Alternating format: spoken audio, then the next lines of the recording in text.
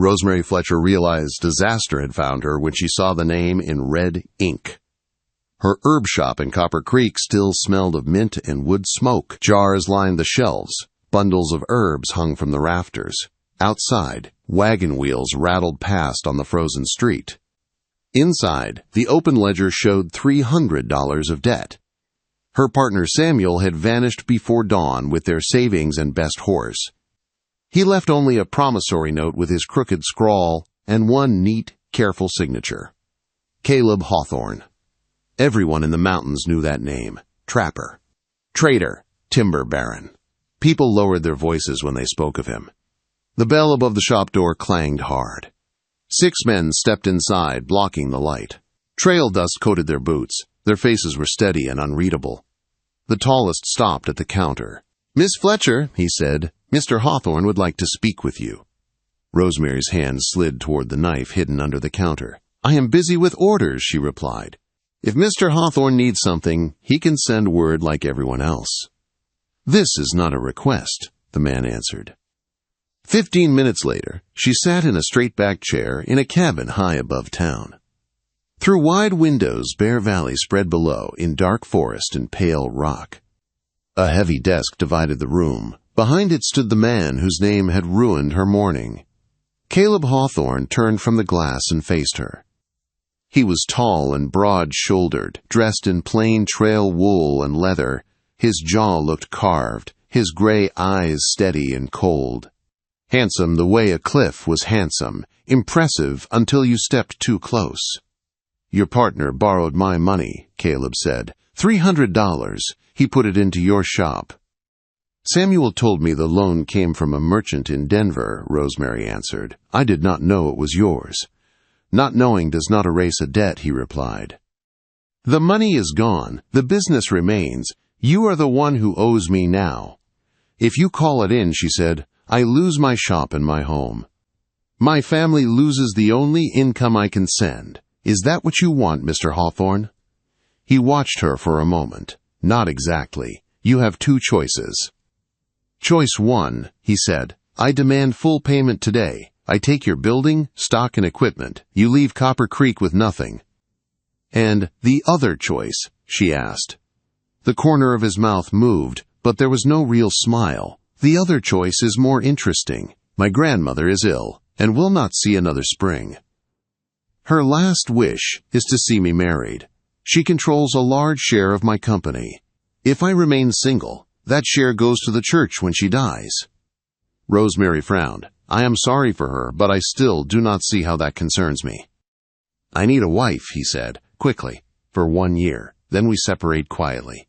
In return, I erase your debt and give you enough to start over wherever you choose." The offer sounded like madness. "You want me to marry you. We met less than an hour ago."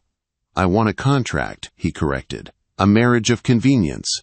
No promises beyond what we write. You give me time and a story my grandmother can believe. I give you freedom." "That is not what marriage is meant to be," she whispered. "Marriage is what the 2 people in it decide," he said. "In this case, a trade." "You sound very sure I am desperate," Rosemary said. His gaze shifted to a leather folder on the desk. "Your sister's doctors in St. Louis do not work for free. Your father's farm in Missouri is one bad harvest from foreclosure. Now you carry a $300 note with my name on it. Desperation is not an insult. It is simple counting." The weight of that truth settled over her like cold rain. "Why me?" she asked softly. "You are not part of my circle," he said. "No old scandals to crawl out at supper. You are pleasant to look at, which helps the story. And most important, Miss Fletcher, you are out of better choices." Anger stirred under the fear. "I may be short on choices," she said, "but I am not helpless. If I agree, I want more than a purse of coins and a ticket." One dark brow lifted. "You are in no position to bargain." "If I am going to give a year of my life to your plan, I am," she replied. "You will also fund the new school in Pine Ridge. Your lumber at fair prices, and the building finished by next fall." "A school," he repeated. "The children there meet in a drafty church with a broken roof," Rosemary said. "That school matters more to them than another warehouse to you. That is my price." For a heartbeat, surprise flickered in his eyes. Then his expression steadied. "You are bold, Miss Fletcher." He stepped closer and held out his hand. Up close she saw a thin white scar above his right brow and tired lines at the corners of his eyes. 1 year, he said. Debt cleared. School funded. We play our parts. When it ends, you walk away free. Behind him, ridges and forests stretched to the far horizon.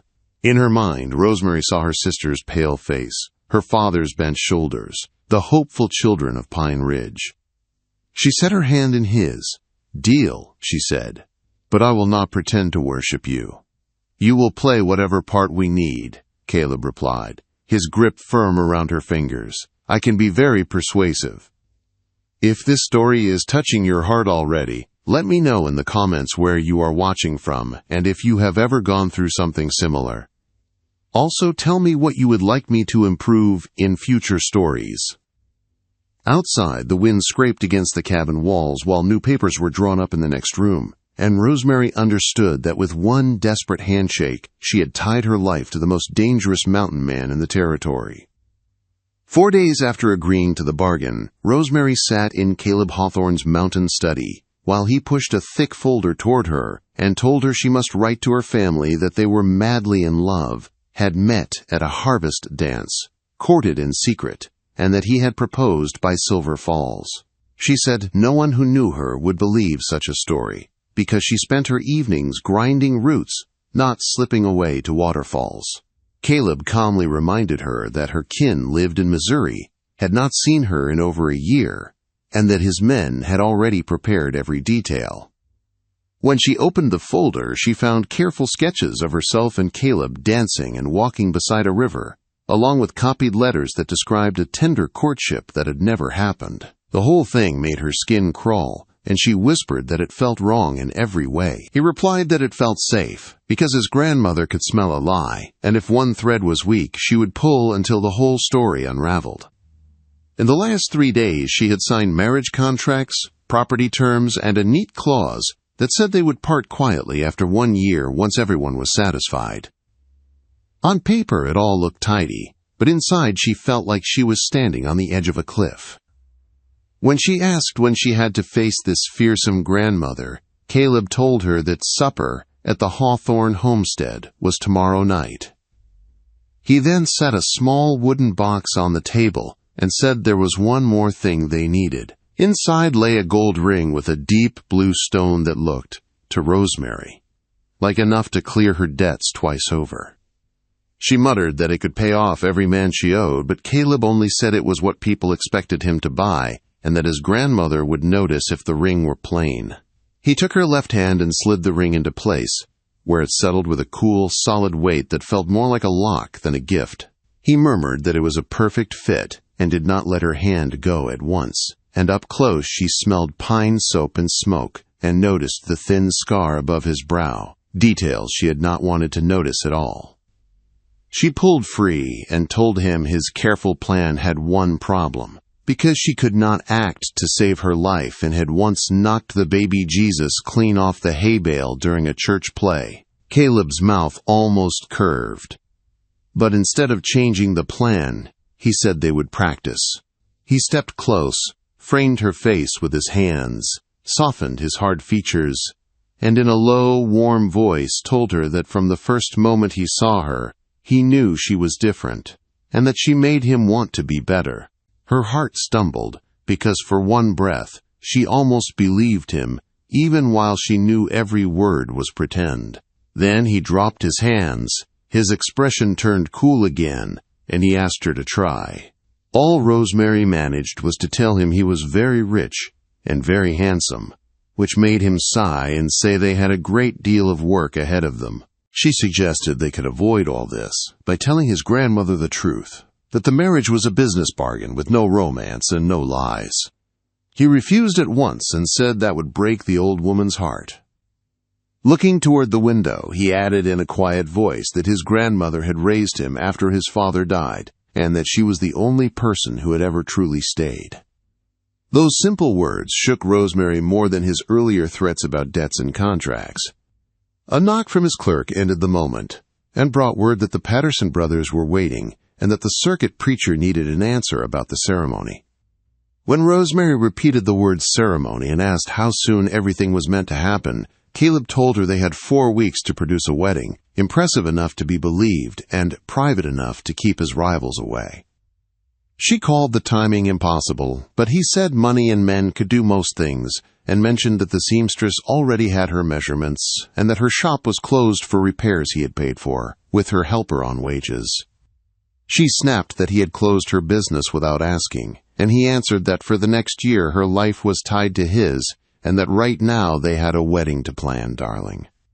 The last word dripped with mockery, yet when their eyes met a quick, sharp spark passed between them that had nothing to do with contracts. The next evening the Hawthorne carriage rolled down from the high ridges into Eagle Ridge and stopped before a broad log house with wide porches and tall windows glowing with lamplight. Caleb helped her down, reminded her to remember their story, and murmured that his grandmother saw everything. Rosemary muttered that there was no pressure at all and smoothed the dark green dress the seamstress had rushed to finish.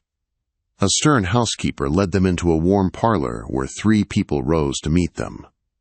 Caleb introduced his Aunt Margaret with the same gray eyes as his, her husband Thomas with the easy smile, and then the small, straight-backed woman in the high chair as his grandmother, Clara Hawthorne. Clara took Rosemary's hand in a surprisingly firm grip, looked her over with sharp dark eyes, and said that this was the woman who had captured her grandson's heart, and that she should sit and tell who she was.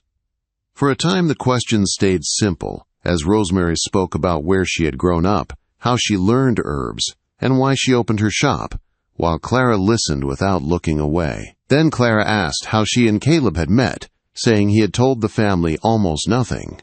Rosemary's mind jumped to the harvest dance story in the folder, and she began with the words that they first saw each other at the Copper Creek harvest dance.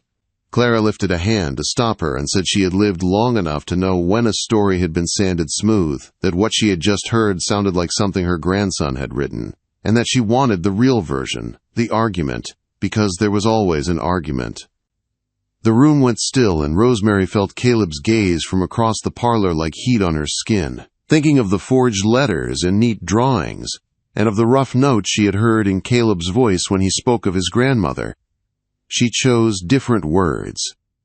She told Clara that the truth was not pretty, that her grandson had tried to buy the building that held her herb shop so he could tear it down for a warehouse, that she had refused to sell, gathered the other shopkeepers, and fought him, and that she might have called him a heartless mountain man tyrant.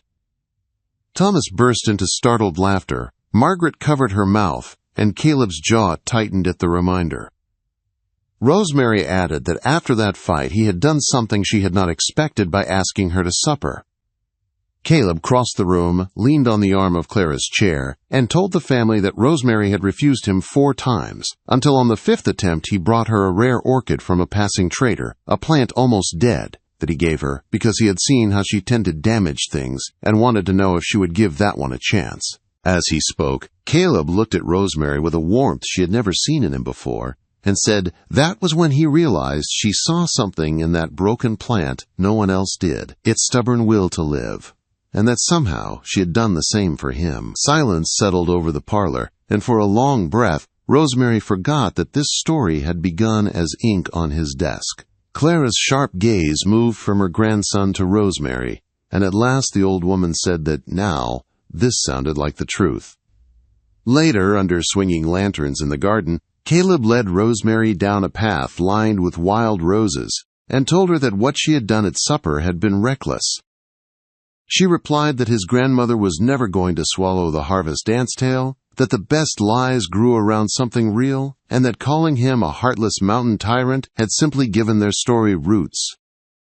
Caleb's mouth tugged toward a smile as he admitted the orchid part was real and explained that his father had once brought one home for his mother and that she had kept it alive longer than anyone believed she could.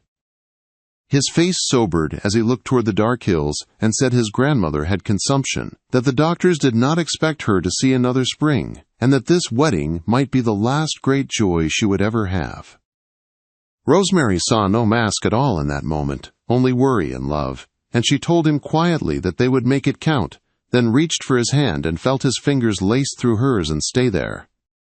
Up on the porch, Clara sat wrapped in a shawl and watched them through the soft light, seeing their joined hands and the faint lean of two stubborn people toward each other like young plants turning without noticing toward the same patch of sun. The storm that changed everything rolled over the ridges before dawn and shook Rosemary awake in the guest cabin near the Hawthorne homestead. Thunder walked across the mountains, rain hammered the roof, and lightning flashed so bright it rattled the glass. She lay still and told herself it was only weather. By mid-morning, hard knocking hit her door. Dorothy Barnes, Denver's famed seamstress, rushed in with her skirt in her fists and pins sliding from her hair. Dorothy said the church had taken a lightning strike in the night. The roof was burned and soaked, the floor unsafe, and the preacher had said there was no chance of repair before the wedding. Rosemary, still in her nightgown, said there must be other churches.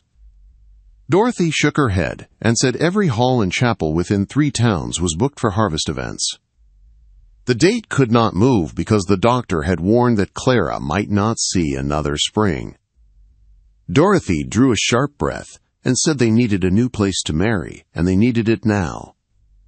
An hour later they sat at a table in the general store with Dorothy's notebook open between barrels and cloth. Dorothy listed ranches, lodges, and town squares, crossing out each idea almost as soon as she spoke it. At last she frowned and said there was one more option. Caleb owned an old mountain retreat near Aspen Creek, a cabin with a meadow his parents had once used. On paper, it sounded perfect. Rosemary sent a short note with one of Caleb's riders asking if they could use it. His answer came back quickly. He wrote that the Aspen place had been his parents' getaway, that he had not been there in years, and that it might be in poor shape, but that Rosemary was welcome to see it and decide. By afternoon, Rosemary and Dorothy rode up a narrow track through pine and aspen. The wagon rolled into a clearing and stopped beside a log house with a sagging porch and weeds in the path. Dust filmed the windows and the railings leaned, yet beyond the cabin stretched a wide meadow ringed with trees. A clear stream cut through the grass, and the sky opened above it like a blessing. Dorothy said they would need an army of workers and called the plan close to madness. Rosemary, for the first time that day, smiled and said madness might be all they had. A slow wagon rattled into the yard while they walked the field. Clara climbed down with help from her nurse and cane, her breath a little short from the climb. When she looked over the cabin and meadow, her lined face softened. She said her son had built this place for his bride and called it their piece of heaven, and that if they chose it for the wedding, she would feel him close. Then she lifted her chin and said she would stay and help. Dorothy muttered that they would need every hand they could find. Minutes later, hoofbeats sounded in the trees. Caleb rode in on a black horse, surprised to find his grandmother already in the yard giving orders. The hard set of his shoulders eased as he took in the cabin, the meadow, and the stream. Old memory and new duty crossed his face as he asked Rosemary what she thought. She told him the place needed work, but that it was beautiful and honest. If they could pull it off, she said, the wedding would belong to his family instead of his business. Caleb looked at the cabin once more and agreed. He said they would make it ready. The next days passed in a blur of noise and dust. Men repaired the porch and roof, women scrubbed walls and windows, and carpenters built benches and an arch. Rosemary laid out beds for herbs and flowers along the path and in front of the cabin. Each cold morning she planted with her own hands while her breath smoked in the air. Caleb spent his days riding between town and Aspen Creek. He handled trade in his office and walked the grounds at dusk when tools were stacked and lanterns began to glow. One evening he found Rosemary by the stream, sitting on a fallen log with altar sketches in her lap. He told her the place looked alive again and said his father would have approved. She answered that the land felt as if it remembered being loved. When she asked about the harsh timber contract in Pine Ridge, he admitted he had canceled it, said the numbers no longer worked, and did not quite meet her eyes. Rosemary knew her refusal to bend had shifted more than a ledger column. She went to sleep that night with damp soil still under her nails and a strange warmth under her ribs. As the wedding drew closer, the meadow changed. Lanterns hung from branches. Ribbons marked a path to the arch, and the cabin glowed with fresh polish and firelight. On the night of the rehearsal supper, wagons and riders filled the clearing. Music and low laughter spilled out through the open doors. Rosemary dressed alone in a small room upstairs, smoothing a copper-colored dress and studying her reflection. A soft knock sounded and Margaret stepped in, composed as ever. Margaret said Caleb smiled more now, that he laughed at small things and seemed lighter. Then she pressed a tiny velvet pouch into Rosemary's hand and said Clara hoped she would wear what lay inside. After she left, Rosemary opened the pouch and found silver earrings that had belonged to Caleb's mother. She fastened them carefully and felt the weight of the family's trust settle beside the weight of the secret between her and Caleb. Downstairs, guests gathered under lanterns, talking over music and clinking glasses. When Caleb looked up and saw Rosemary coming down the stairs, talk around them softened for a moment. He crossed to meet her and told her she looked as if she had always belonged in that house. She answered that for the length of their bargain she supposed she did, and something unreadable moved behind his eyes. After food and easy stories came the toasts. Thomas spoke first, loud and warm, telling a story about Caleb as a stubborn boy on his first trading trip. Margaret followed with quiet words about second chances.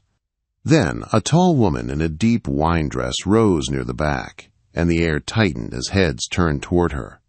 Her name was Catherine. She said the Caleb she had known did not believe in marriage, that he had told her he was not made for promises, and now he was suddenly engaged to an herb woman no one had heard of. She asked what made Rosemary special. Her voice stayed smooth, but the cut beneath it was plain. Caleb stiffened beside Rosemary, ready to stand, but Rosemary laid a hand on his arm and rose instead.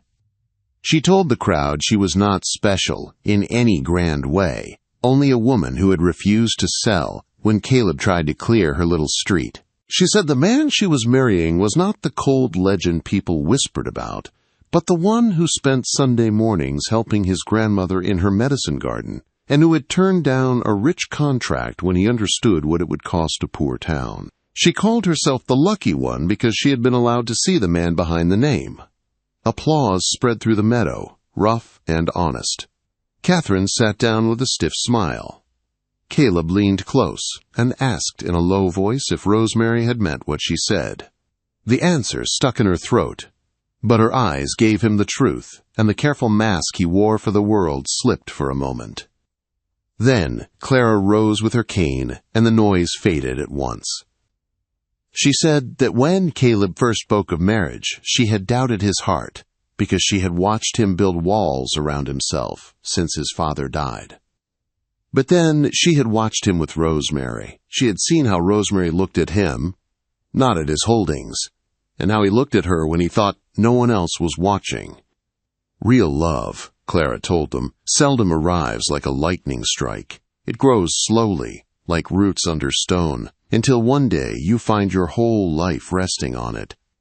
She lifted her glass and wished them a love that kept growing long after the music and lanterns were gone. Guests echoed the toast, some with damp eyes, some with thoughtful frowns. Later, when the lanterns burned low and most guests had drifted to bed, Rosemary slipped out to the edge of the meadow. She found Caleb by the wild rose hedge, hands in his pockets, face turned toward the dark line of peaks. He asked again if she had meant every word of her toast. She asked in return if he had really canceled Pine Ridge only for profit, or if he was finally listening to something softer than pride. For a moment they stood close with no rehearsed lines to hide behind. Caleb lifted his hand and brushed a loose strand of hair back from her face, his fingers resting for a heartbeat against her cheek. He said their careful bargain was not going the way he had planned. He had not counted on wanting anything from this year except a clean ending.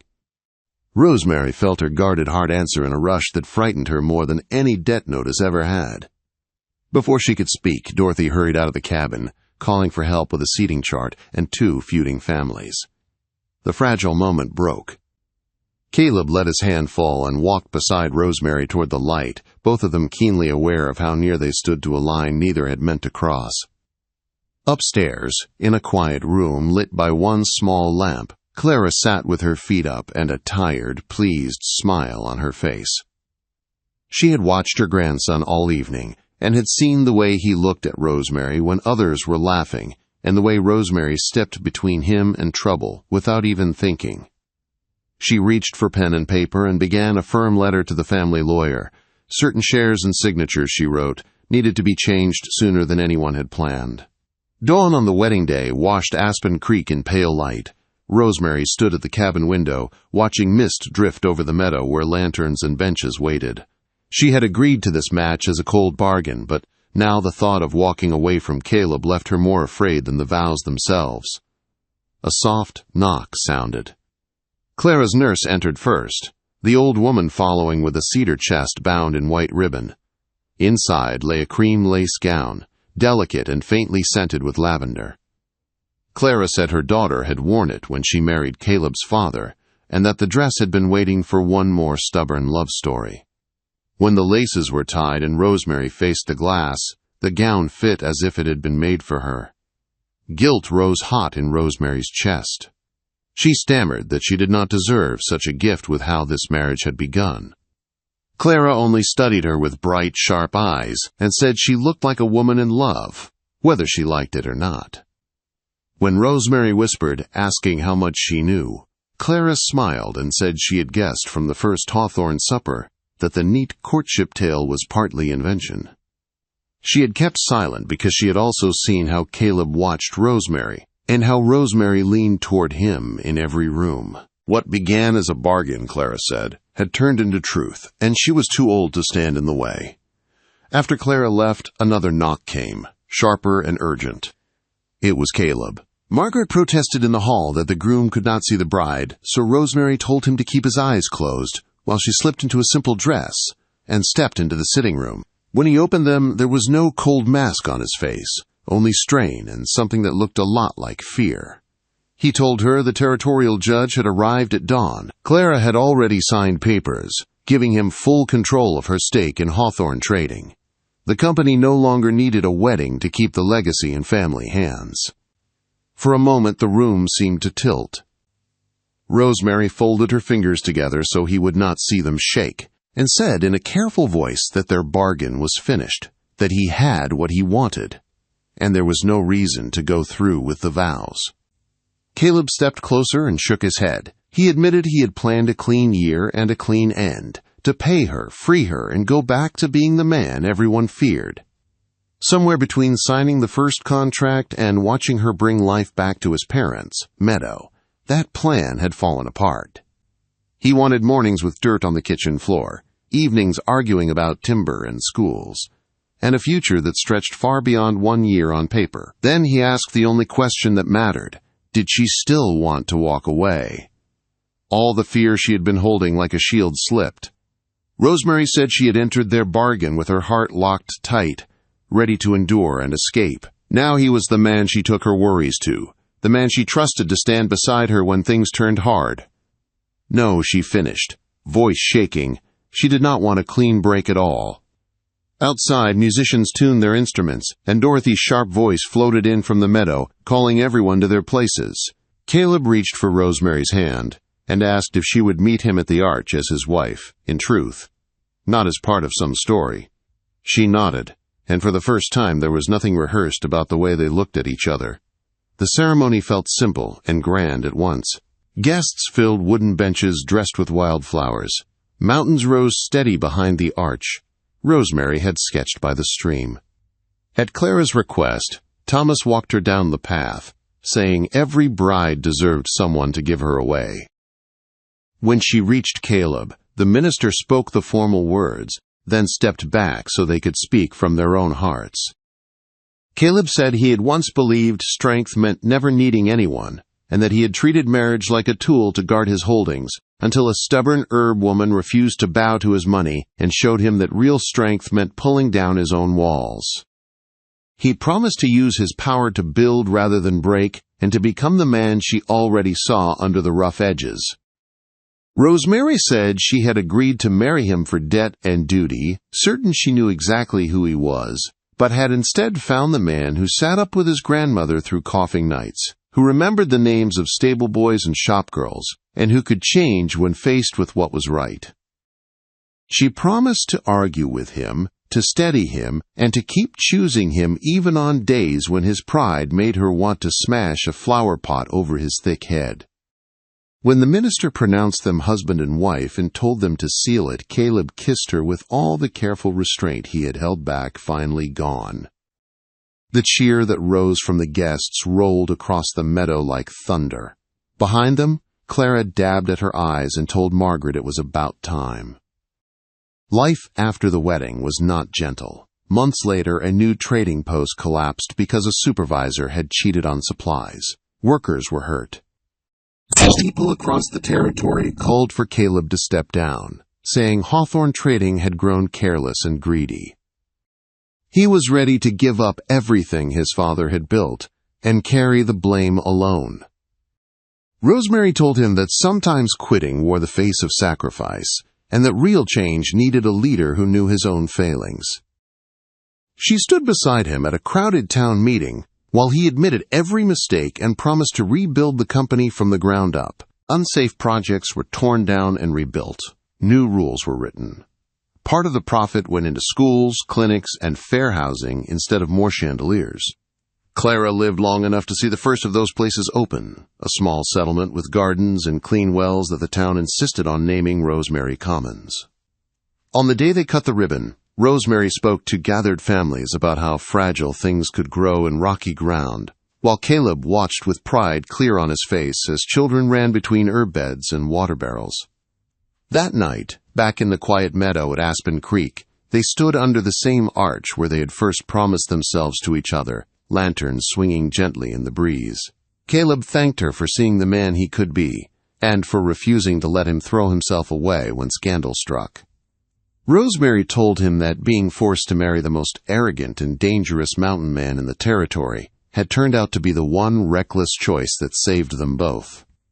They talked about the land in Wyoming they planned to build on, the house that would look out over Grasson Creek, and, one day, a child running between herb beds and fence posts. Rosemary thought back to the day in Copper Creek, when 6 men in worn coats had marched her up a mountain to face a ruthless trader. She had believed she was walking into a year-long sentence. Instead, she had found a partner who would fight beside her to remake not only a company, but an entire way of life. Sometimes, she decided, the most beautiful futures grew from the wildest, most unwanted beginnings. If this story moved you, please hit the like button and subscribe for more emotional Wild West stories that will touch your soul.